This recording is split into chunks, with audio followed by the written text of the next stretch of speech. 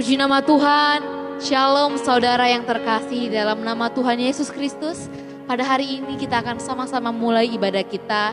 Kita akan diberkati dengan pujian penyembahan dan bahkan firman Tuhan yang akan disampaikan oleh hambanya dan Tuhan Yesus memberkati. Haleluya.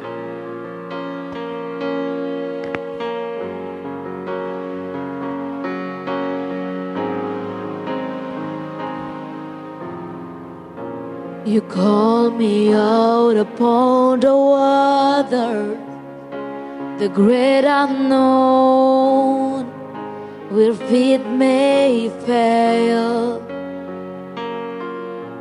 And there I found you in the mystery, in oceans deep, my faith will stand. I will call upon your name and keep my eyes above the waves. When oceans rise, my soul will raise in your embrace, for I am yours, you are mine.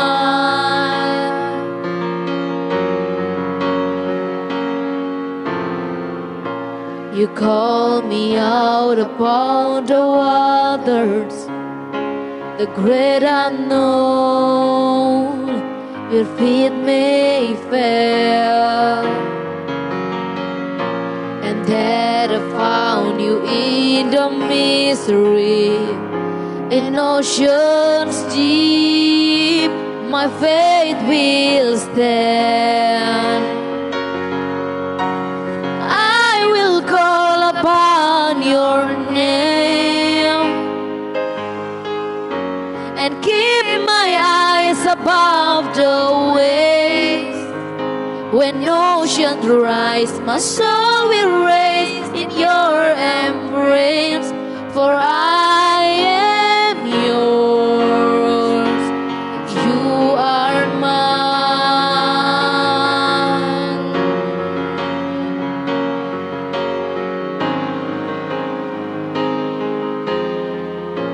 You call me out upon the water, the great unknown, where feet may fail.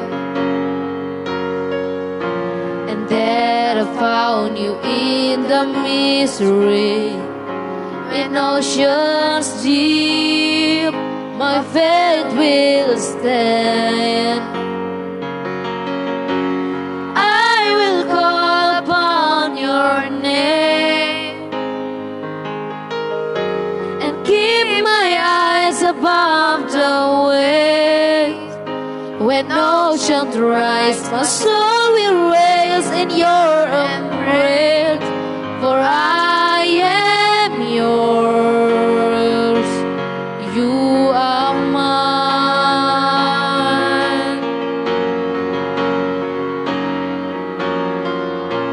Spirit, lead me where my trust is without borders.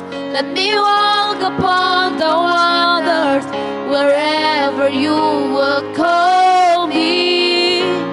Take me deeper than my feet could ever wander, and my faith will be made stronger in the presence of my Savior. Spirit, lead me where my trust is without borders. Let me walk upon the waters, wherever you would call me. Take me deeper than my feet could ever wander, and my faith will be made stronger in the presence of my Savior. I will call upon your name and keep my eyes above the waves. When oceans rise, my soul will raise in your embrace, for I am yours, you are mine.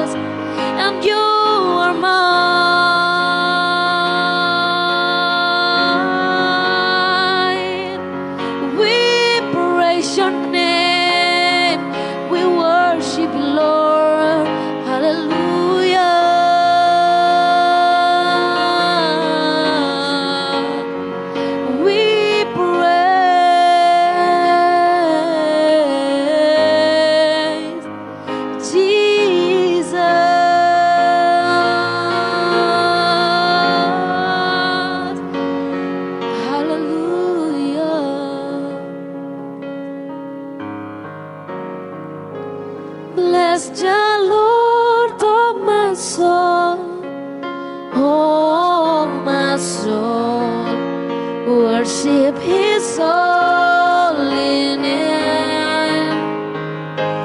Sing like never before, oh my soul, I worship Your holy name. Bless the Lord, oh my soul, oh my soul, worship His holy name. Sing like never before, oh my soul, I worship Your holy name. Sing like never before, oh my soul, I worship Your holy name. Sing like never before, oh my soul, I worship Your holy name.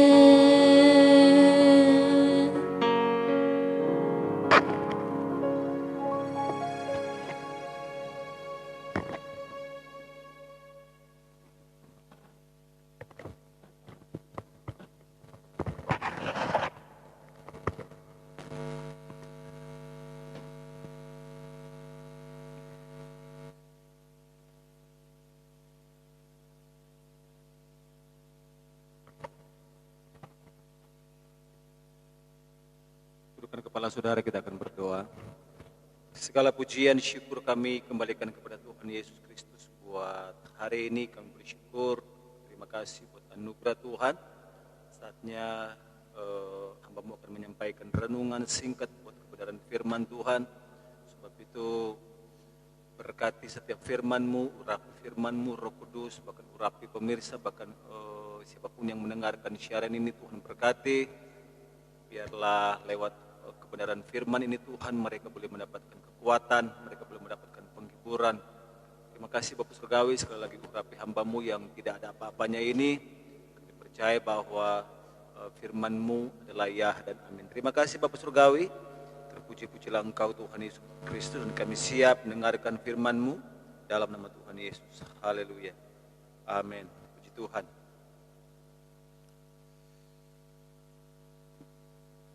Haleluya, haleluya, haleluya. Shalom. Puji Tuhan, selamat ketemu lagi, selamat bertemu lagi dalam renungan singkat ini.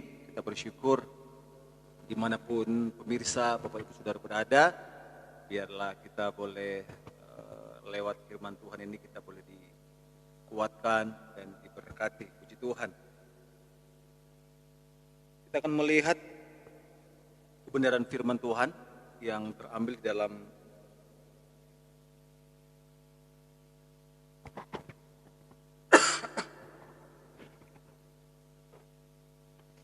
dalam 2 Korintus pasal yang ke-5, 2 Korintus pasal yang ke-4, maksud saya 2 Korintus pasal yang ke-4,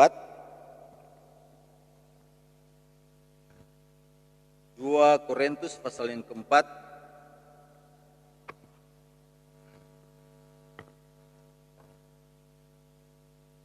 ayat yang ke-16. 2 Korintus pasal yang keempat ayat yang ke-16, demikianlah firman Tuhan.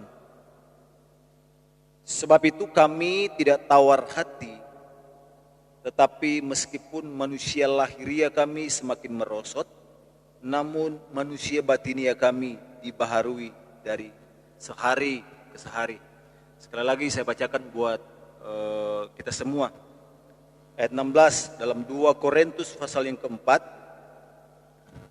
2 Korintus pasal yang keempat ayat yang ke-16.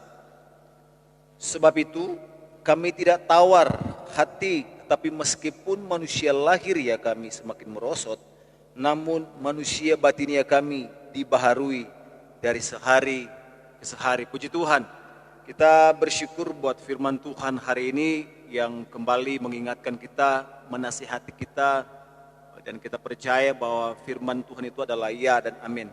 Ini adalah satu tulisan yang disampaikan oleh Rasul Paulus kepada jemaat yang ada di Korintus. Dia berkata bahwa sebab itu kami tidak tawar hati, tetapi meskipun manusia lahiria kami semakin merosot. Kita tahu bersama bahwa cepat atau lambat, bahwa manusia lahiria kita, atau daging kita, atau hidup kita, atau tubuh jasmani yang kita hidupi hari ini, kelak semakin hari akan semakin merosot. Alkitab jelas berkata bahwa meskipun manusia lahiria kami semakin hari semakin merosot, pasti saudara bahwa dengan bertambahnya umur, dengan bertambahnya waktu, bertambahnya tahun, bahwa otomatis tubuh jasmani itu akan selalu mengikuti. Artinya bahwa bukan semakin hari tubuh ini akan semakin muda, tapi firman Tuhan jelas berkata bahwa semakin hari ini tubuh ini akan menuju kepada yang firman Tuhan katakan bahwa kematian. Oleh sebab itu Rasul Paulus berkata bahwa manusia lahiria, manusia jasmania, tubuh kita ini suatu kelak nanti akan hilang.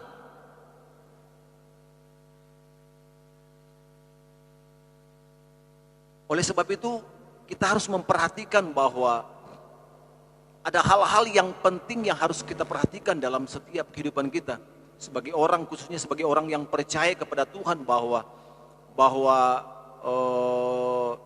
suatu kelak nanti. Nah, coba kita bandingkan dengan 2 Korintus pasal yang kelima. Ayat yang pertama kita bandingkan di situ. 2 Korintus pasal yang kelima ayat yang pertama dia berkata begini. Karena kami tahu bahwa jika kemah tempat kediaman kita di bumi ini dibongkar, Allah telah menyediakan suatu tempat kediaman di surga bagi kita. Suatu tempat kediaman yang kekal yang tidak dibuat oleh tangan manusia. Karena kami tahu bahwa jika kemah tempat kediaman kita dibongkar. Jadi Paulus berkata bahwa suatu hari nanti dia tahu bahwa tubuh jasmani kemah yang kemah kediaman kita, artinya tubuh jasmani ini kita, dia tahu bahwa suatu kelak itu akan dibongkar, artinya bahwa akan menuju kepada kebinasaan. Sebab itu dalam Kejadian dia berkata bahwa debu akan kembali kepada debu, tubuh ini akan kembali kepada debu. Oleh sebab itu Paulus berkata bahwa suatu hari nanti aku tahu bahwa tubuh ini suatu kelak nanti itu akan kembali menjadi debu. Nah, hari-hari ada begitu banyak, tidak masalah saudara kalau kita harus mempercantik diri kita, mempercantik tubuh kita, memang harus, karena tubuh ini juga adalah sesuatu yang Tuhan percayakan bagi kita untuk kita kelola. Artinya tubuh yang Tuhan kasih kepada kita, sesuatu yang Tuhan percayakan untuk kita rawat. Oleh sebab itu penting bagi kita untuk merawat tubuh itu tidak masalah. Firman Tuhan berkata tidak masalah, kita harus merawat tubuh kita, mengurus semuanya, hidup bersih, hidup sehat itu perlu sekali.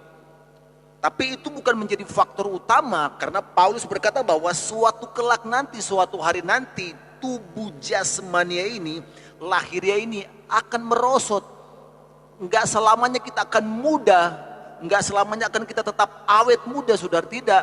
Karena tidak bisa dipungkiri bahwa akan kelihatan dari umur. Semakin bertambahnya umur, orang bertambahnya umur 30, 40, 50, bahkan ada orang dengan sudah 50, dia tetap mempercantik diri dengan bermacam-macam operasi dan sebagainya. Itu tidak masalah, itu urusan dia. Tapi yang terpenting yang Paulus katakan bahwa hidup tubuh kita ini akan merosot, akan hilang, akan lenyap, akan kembali menjadi debu.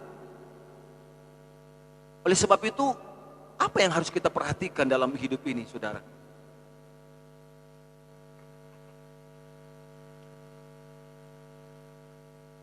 Oleh sebab itu, Paulus berkata di dalam Roma pasal yang ke-12 ayat yang pertama, dia berkata begini, bahwa Roma 12 ayat yang pertama dia berkata begini, karena itu saudara-saudara, demi kemurahan Allah, aku menasihatkan kamu supaya kamu mempersembahkan tubuhmu sebagai persembahan yang hidup, yang kudus dan yang berkenan kepada Allah. Itu adalah ibadahmu yang sejati. Karena itu saudara-saudaraku, demi kemurahan Allah, aku menasihatkan kamu supaya kamu mempersembahkan tubuhmu. Artinya bahwa selama tubuh ini masih sehat, selama tubuh ini masih kuat, firman Tuhan berkata, Paulus berkata bahwa kita harus mempersembahkan tubuh ini kita kepada Tuhan. Yesus berkata bahwa roh penurut, tapi daging lemah. Tubuh jasmania, tubuh lahiriah, kalau kita tidak jaga dengan baik, dia akan membawa kita kepada kehancuran. Tubuh lahiriah, tubuh jasmania ini, kalau kita tidak jaga dengan baik, maka dia akan membawa kepada kematian. Ada banyak hal yang akan dipersulit dengan hidup ini, dengan tubuh kita. Oleh sebab itu di dalam tubuh itu ada salah satunya, ada beberapa organ tubuh, yaitu tangan, ada kaki, ada mata, ada telinga, ada mulut. Ini 5 organ ini adalah tempat untuk kita bisa melakukan kesalahan. 5 organ tubuh ini bisa membawa kita untuk melakukan dosa dan pelanggaran. Oleh sebab itu Paulus berkata bahwa persembahkan tubuh ini kepada Tuhan. Kalau kita tidak bisa menjaga dan menguasai tubuh ini, firman Tuhan berkata bahwa dia akan membawa kita kepada maut dan kematian. Dan ada begitu banyak orang juga, saudara, yang hari-hari ini berurusan dengan penegak hukum atau kejaksaan atau KPK, pemberantas korupsi. Ada satu pejabat yang saya nggak usah sebutkan namanya, bahwa dia punya harta yang luar biasa. Puluhan miliar dia punya harta. Puluhan miliar hartanya dia. Tapi dia bisa tergiur dengan ratusan juta. Dia kedapatan oleh KPK disuap. Dia disuap oleh salah satu pengusaha. Ini pejabat negara. Dia disuap oleh salah satu pejabat negara. Hanya disuap ratusan juta. Padahal harta kekayaan dia itu ada puluhan miliar. Bayangkan, saudara, dia punya kekayaan puluhan miliar. Taruh dia punya kekayaan, saya katakan 15 miliar atau 10 miliar. Bahkan mungkin lebih.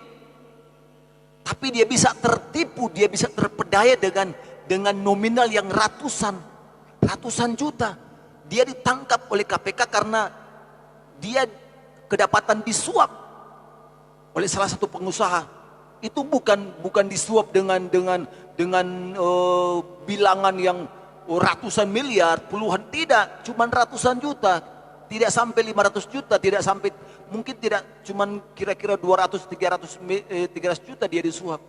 Bayangkan, dia tidak bisa mengendalikan tubuhnya, matanya, keinginannya, telinganya, tangannya, kakinya. Sehingga apa? Dia harus berurusan dengan kejaksaan, dia harus berurusan dengan KPK, dia harus berurusan dengan kepolisian, dengan hukum, dan akhirnya dia harus dijebloskan ke dalam penjara. Cuman gara-gara uang ratusan juta, padahal dia, sekali lagi saya bilang, dia punya harta kekayaan itu puluhan miliar. Sebab itu Paulus jelas berkata bahwa persembahkan tubuh ini, persembahkan tubuhmu kepada Tuhan. Kakimu, tanganmu, telingamu, matamu, mulutmu, semua kita harus persembahkan kepada Tuhan. Kenapa? Kalau tidak, maka ini akan membawa kita kepada pengadilan. Ini akan membawa kita kepada hukum. Bahkan bukan hanya sampai situ. Kalau kita tidak bertobat, firman Tuhan berkata, itu akan membawa kita kepada kematian kekal. Hanya gara-gara tubuh, saudara. Oleh sebab itu Paulus katakan bahwa itu akan merosot. Itu merosot, bukan hanya merosot, tapi kalau kita tidak bisa menguasainya, dia akan membawa kita kepada kematian kekal.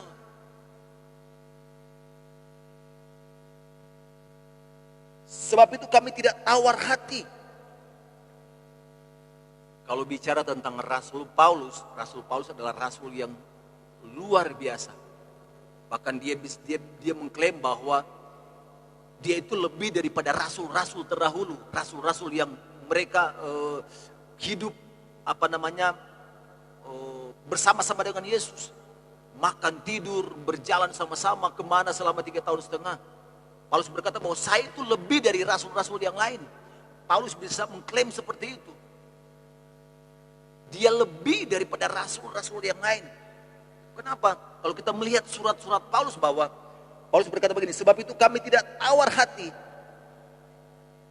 Ada banyak hal yang terjadi, saudara. Kalau kita melihat di dalam 2 Korintus pasal keempat ayat 8, 9, 10, 11, 12, 13. Itu bagaimana penderitaan fisik yang dialami oleh Paulus. Saya bacakan dalam beberapa detik.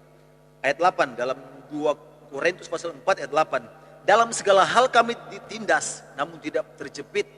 Kami habis akal namun tidak putus asa. Kami dianiaya namun tidak ditinggalkan sendirian. Kami dihempaskan namun tidak binasa.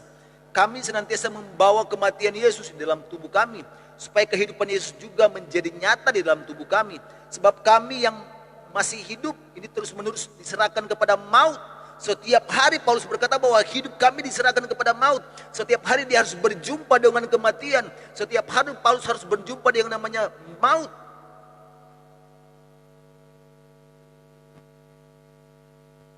Sebab kami yang masih hidup ini terus menerus diserahkan kepada maut karena Yesus, supaya juga hidup Yesus menjadi nyata di dalam tubuh kami yang fana ini. Maka demikianlah maut giat di dalam diri kami dan hidup giat, dan kami dan hidup giat di dalam kamu. Namun 13, karena kami memiliki roh iman yang sama seperti yang tertulis, aku percaya, sebab itu aku berkata-kata, maka kami juga percaya, dan sebab itu kami juga berkata-kata. Kita melihat bahwa penjelasan Paulus bahwa sebab itu kami tidak tawar hati. Paulus tidak, dalam terjemahan lain berkata bahwa lost heart, tidak hilang hati, tidak menyerah. Walaupun situasi, keadaan, Paulus bahkan dianiaya oleh orang-orang senegara sendiri, Yahudi. Bahkan Paulus dianiaya oleh orang-orang di luar Yahudi. Bahkan Paulus berkata bahwa setiap hari dia harus berjumpa dengan maut. Setiap hari kalau kita baca dalam penjelasan Paulus dalam pasal yang lain bahwa dia dipukuli 40+1. Setiap hari Paulus harus menghadapi situasi yang berbahaya, karam kapal, hampir tenggelam, dipagut ular, dianiaya, dipenjara. Itu Paulus sudah dilewati, tapi Paulus berkata bahwa kami tidak tawar hati. Walaupun manusia lahirnya kami merosot, artinya bahwa memang tekanan itu membuat tubuh kita, membuat manusia lahirnya kita itu bisa menjadi lemah.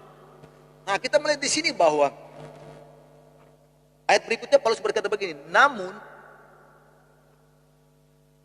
manusia batini kami dibaharui sehari ke sehari. Artinya bahwa lewat penderitaan, lewat kesukaran, lewat penganiayaan yang dialami oleh Paulus, karam kapal, bahkan hampir tenggelam. Banyak hal yang ditemui dalam perjalanan dia memberitakan firman Tuhan. Tapi Paulus berkata bahwa justru lewat semuanya itu manusia batinia dibaharui hari ke sehari. Dibaharui hari ke sehari. Nah, menjadi pertanyaan bahwa apa yang menjadi kekuatan dari Paulus sehingga dia bisa kuat bertahan. Dalam terjemahan lain bahwa Paulus tidak menyerah, tidak kehilangan hati, lost heart, tidak hilang hati, tidak menyerah, tidak putus asa. Apa yang membuat Paulus kuat? Nah, ini yang menjadi pertanyaan bagi kita. Apa yang membuat Paulus kuat? Kalau kita melihat, kalau saya membandingkan di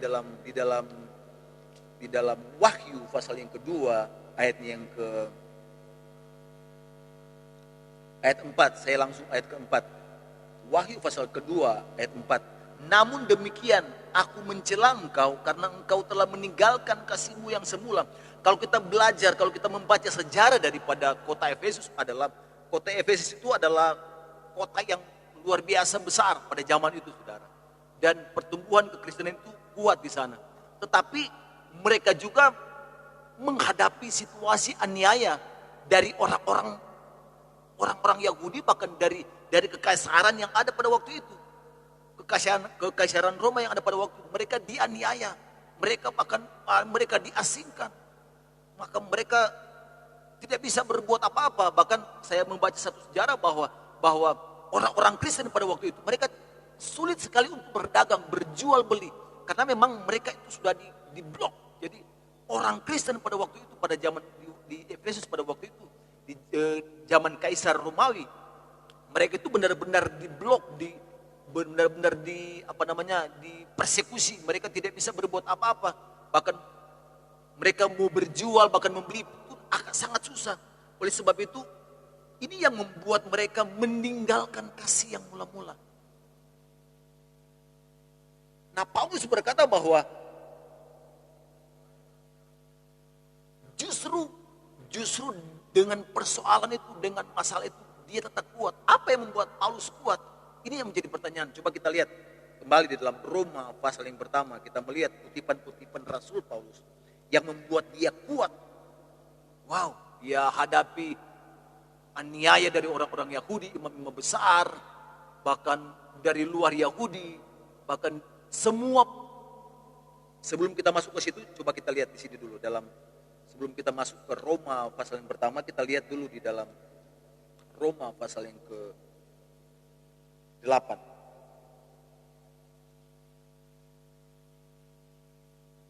Atau kita langsung saja di Roma pasal yang pertama. Yang membuat Paulus kuat. Roma 1 ayat 16, dia berkata begini. Sebab itu aku mempunyai keyakinan yang kokoh dalam Injil. Karena Injil adalah kekuatan Allah yang menyelamatkan setiap orang yang percaya. Pertama-tama orang Yahudi tetapi juga orang Yunani. Sebab aku mempunyai keyakinan yang kokoh dalam Injil. Apa yang membuat Paulus kuat? Dia tetap bertahan dalam situasi kesukaran. Paulus berkata begini, saudara. Dalam Roma pasal yang ke-8 ayat 35, siapakah yang memisahkan kita dari kasih Kristus? Penindasan atau kesesakan atau penganiayaan atau kelaparan atau ketelanjangan atau bahaya atau pedang? Seperti ada tertulis, oleh karena engkau kami ada dalam bahaya maut sepanjang hari. Kami telah dianggap sebagai domba-domba sembelihan. Ayat 37. Tetapi dalam semuanya itu kita lebih daripada orang-orang yang menang oleh Dia yang telah mengasihi kita. Sebab aku yakin bahwa baik maut maupun hidup, baik malaikat-malaikat maupun pemerintah-pemerintah, baik ada sekarang maupun yang akan datang, atau kuasa-kuasa, baik yang di atas maupun yang di bawah, ataupun suatu makhluk lain, tidak akan dapat memisahkan kita dari kasih Kristus yang ada dalam Kristus Yesus Tuhan kita. Jadi jawaban dari pertanyaan itu, Paulus berkata begini. Namun manusia batinia kami dibaharui dari sehari ke sehari. Apa yang membuat Paulus kuat? Ini jawabannya. Roma 1 ayat 16. Injil adalah kekuatan Allah. Yang membuat Paulus kuat, yang membuat Paulus tidak menyerah, yang membuat Paulus tetap bertahan di situasi sulit. Baik dia karam kapal, baik dia dipagut ular, baik dia dianiaya, diburu, bahkan di penjara, bahkan dia harus masuk dalam persidangan beberapa kali sampai kepada kaisar. Dia tetap bertahan. Dia punya iman yang kuat. Paulus berkata bahwa aku mempunyai keyakinan yang kokoh. Wow. Paulus berkata, aku punya keyakinan yang kokoh, yang kuat, yang tidak bisa tergoyahkan. Artinya bahwa kokoh, kuat, walaupun ada badai, situasi apapun. Paulus bilang bahwa saya punya keyakinan walaupun saya harus dianiaya, tapi saya harus punya keyakinan bahwa firman Tuhan. Coba kita lihat di dalam Kisah Para Rasul. Kalau saya tidak salah ingat, Kisah Para Rasul pasal yang ke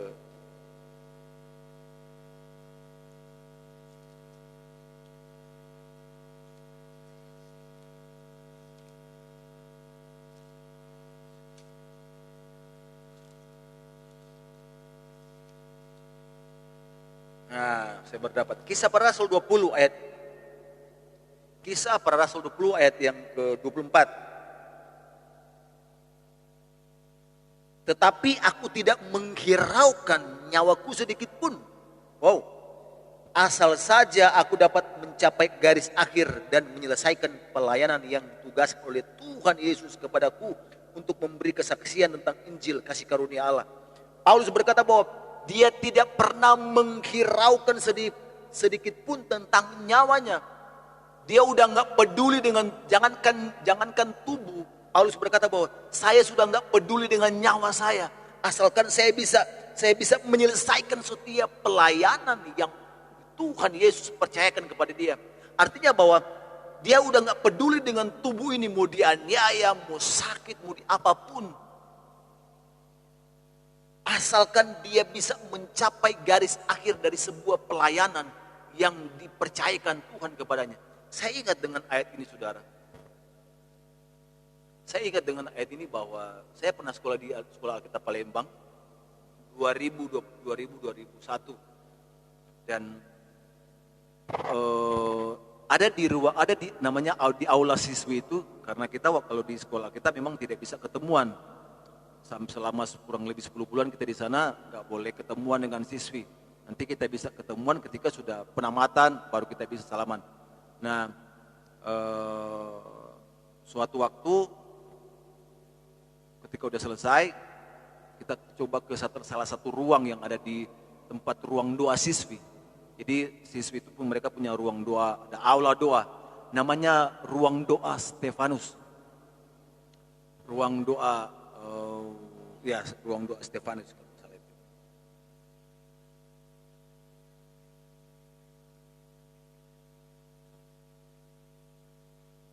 Saya lupa ruang doa. Jadi ruang doa itu namanya adalah siswa sekolah Alkitab yang dia mati syahid ketika dia dibunuh di daerah Mentawai. Tahun-tahun kira-kira tahun 90-an seperti itu. Jadi, nah ini adalah ayat kunci dia, ayat emas dia. Dia berkata bahwa tetapi aku tidak menghiraukan nyawaku sedikit pun. Jadi memang ada dia menyampaikan firman Tuhan di sana dan ya biasalah kalau zaman sekarang itu hoax itu memang, jadi mereka mencoba memutarbalikkan fakta yang ada sehingga bahwa dia mengkristenisasi dan sebagainya. Tapi ada satu hal yang saya nggak perlu ceritakan di sini. Tapi itu diputar balik oleh orang-orang di sana sehingga dia diseret, dia dianiaya. Dia diseret, dia dianiaya, bahkan dia diikat dan dia diseret dengan speedboat ke laut. Diseret dia, itu menurut cerita dari yang ada di Palembang, kakak-kakak kelas kita, bahkan ada guru-guru juga, bahwa dia diseret dan akhirnya dia meninggal. Oh enggak, namanya Stephen, ruang doa Stephen, ruang doa Stanley, namanya ruang doa Stanley, itu nama dia. Dan dia masih mati syahid. Dia dipukuli, dia dianiaya, dan kalau nggak salah itu dia meninggalnya di Jakarta. Dia sempat dilarikan ke rumah sakit ke Jakarta dan nggak tertolong. Kalau nggak salah dia orang Tondano, Manado sana. Dia meninggal. Dan ini adalah ayat emas dari dia. tetapi aku tidak menghiraukan nyawaku sedikit pun. Paulus berkata bahwa dia udah gak peduli dengan jangankan nyawa, jangankan tubuh. Dia berkata bahwa saya udah gak peduli lagi dengan tubuh saya. Paulus berkata bahwa dia mengalami penganiayaan. Dia berkata bahwa tubuh jasmani itu semakin merosot lemah. Kenapa? Karena tekanan aniaya itu pasti, saudara. Mengalami tekanan dari dalam, bahkan mengalami tekanan dari luar, bahkan aniaya dari dalam, bahkan aniaya dari luar. Tubuh ini pasti akan menjadi lemah. Paulus berkata bahwa tapi firman Tuhan berkata bahwa Paulus tidak menyerah. Walaupun manusia batinia, lahiria dia semakin merosot, tapi dia tidak pernah menyerah. Karena firman Tuhan berkata bahwa Paulus dengan jelas bahwa karena aku punya keyakinan yang kokoh, yang kuat, yang tidak tergoyahkan. Paulus punya keyakinan yang kuat akan Injil. Apa yang membuat Paulus kuat ketika dia menghadapi situasi seperti itu? Firman Tuhan. Dia berkata bahwa mau pedang dalam Roma pasal yang ke-8 itu jelas sekali. Dia berkata bahwa mau dia pedang, mau dia apapun, Paulus udah nggak peduli. Dia dianiaya, dia diancam, dia udah nggak peduli itu. Mau dia malaikat pun, mau dia maut, mau dia kelaparan. Paulus sudah lewatin semuanya, kelaparan, ketelanjangan, penganiayaan, bahaya, bahkan dia diancam dengan pedang. Itu udah jadi makanan Paulus hari-hari. Tapi Paulus kuat karena firman Tuhan, karena Injil. Sebab itu Paulus berkata, sebab itu aku mempunyai keyakinan yang kokoh akan Injil. Kenapa? Karena Injil itu adalah kekuatan Allah, kekuatan Tuhan. Ketika Paulus mempercayai Tuhan dengan sepenuh hatinya kepada Tuhan, maka firman itu bekerja dalam hidupnya. Bukan hanya firman, tapi seluruh kekuatan Allah itu bekerja dalam hidupnya. Sehingga Alkitab berkata bahwa Paulus kuat menghadapi situasi dan keadaan. Mau dia pedang apapun. Hari-hari ini, saudara, apa yang membuat kita akan kuat hari-hari ke depan? Kita nggak usah terlalu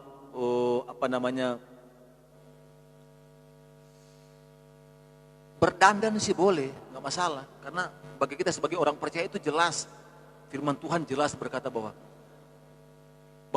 hari lepas hari, tahun demi tahun, tubuh ini akan semakin merosot.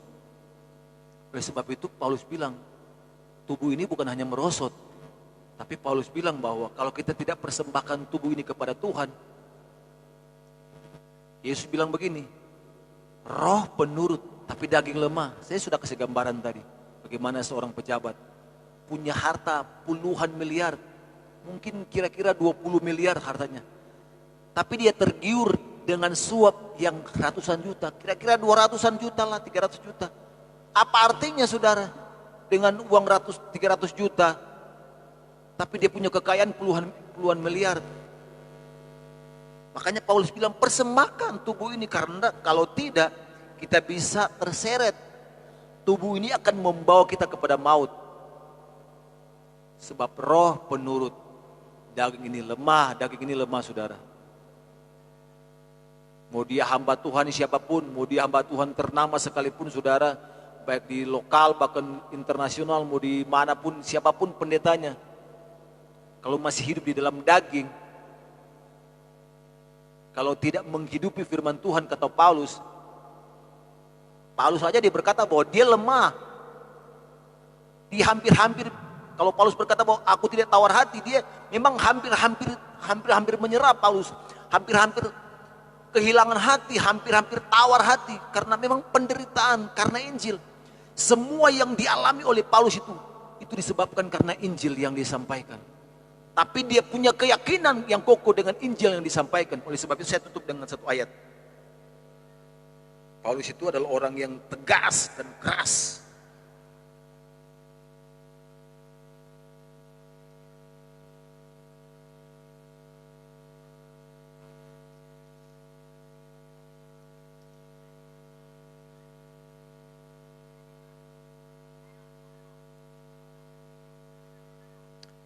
Dalam Galatia pasal yang pertama, ayat yang ke-8. Saya tutup dengan dua ayat ini. Galatia pasal yang pertama ayat 8. Tetapi sekalipun kami atau seorang malaikat dari sorga yang memberitakan kepada kamu suatu Injil yang berbeda dengan Injil yang telah kami beritakan kepadamu, terkutuklah dia. Seperti yang telah kami katakan dahulu, sekarang kukatakan sekali lagi, jikalau ada orang yang memberitakan kepadamu suatu Injil yang berbeda dengan apa yang telah kami terima, terkutuklah dia.